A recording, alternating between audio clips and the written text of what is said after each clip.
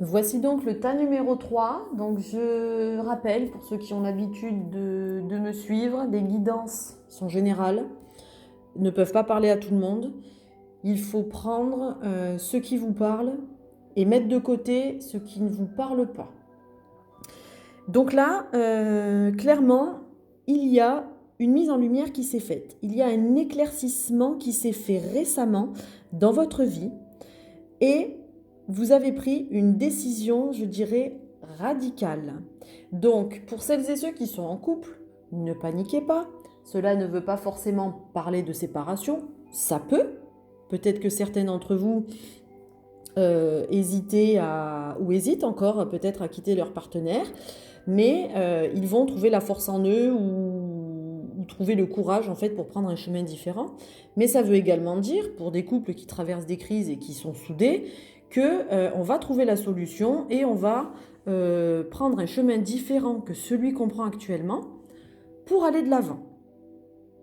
Voilà, donc j'espère que ça c'est bien clair. Il faut bien faire le distinguo et ne pas interpréter uniquement au sens littéral ce qu'on voit.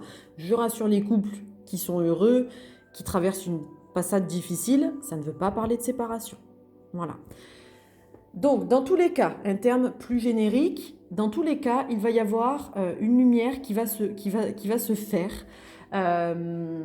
Donc ça peut être même vous-même, hein, vous avez trouvé en fait les choses qui vous correspondent, vous avez peut-être fait une rencontre là récemment qui va faire que vous allez peut-être prendre un autre chemin que ce que vous aviez décidé.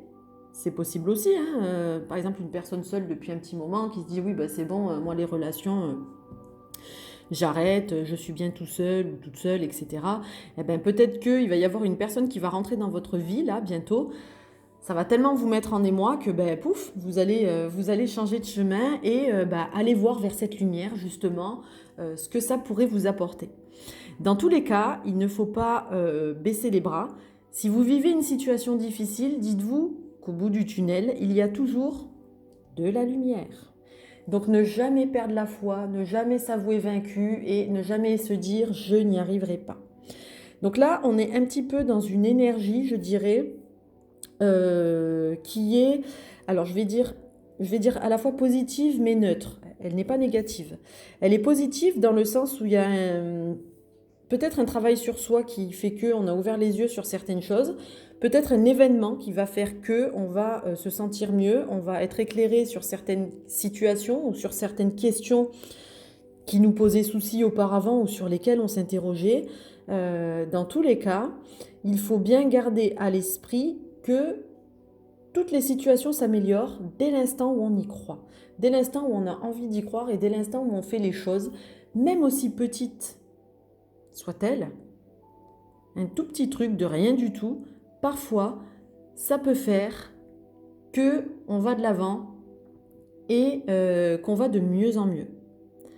Ça peut être prendre soin de soi, ça peut être pour ceux qui traversent des difficultés, aller au restaurant avec sa moitié, ça peut être aussi une belle rencontre sur laquelle on hésitait, et en fait on se dit allez tiens je vais franchir le pas. Dans tous les cas, écoutez votre conscience, écoutez votre âme, écoutez votre cœur et gardez la foi. Voilà pour le tas numéro 3.